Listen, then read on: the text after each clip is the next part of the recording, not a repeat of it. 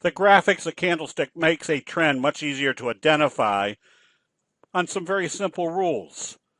One, you can see there was a downtrending resistance level. Two, the Dow resisted at the 50-day moving average. And three, once it closed below the T-line, even after Friday's very strong bullish day early in the day, it closed up 88 points, but it closed at the low end of the trading range and below the T-line, making it very simple to visually see that as long as it was trading below the T-line, the markets were in a downtrend.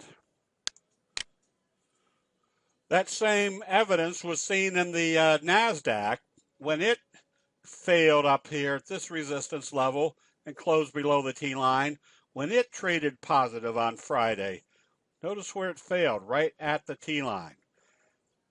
So the T-line allows candlestick investors to see what's happening as far as the signals and patterns and where it is relevant or in relation to the T-line and what the trend is doing.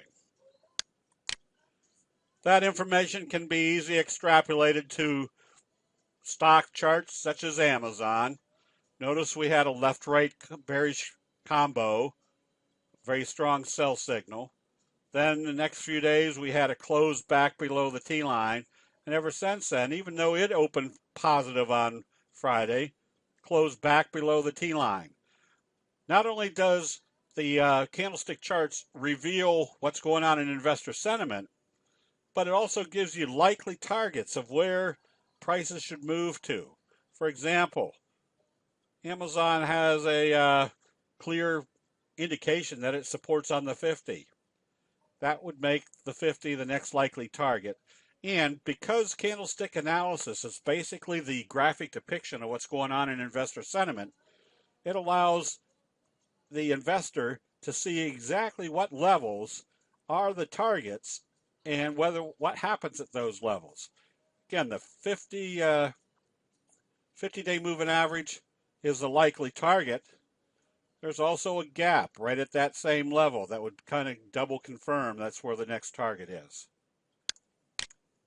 And our recommendation to go short on SRPT also was based on a doji followed by a bearish candle closing below the T-line, and essentially the T-line is acting as the resistance level, making the target down here at the 50-day moving average likely. Candlestick analysis does not take a lot of effort or background experience to analyze what's actually going on in a price trend. If you can memorize the very simple candlestick signals and then just apply the simple rule of the T-line, you basically put yourself in situations where the probabilities are extremely strong that you're in the right direction. That'll be it. We'll see you in the chat rooms.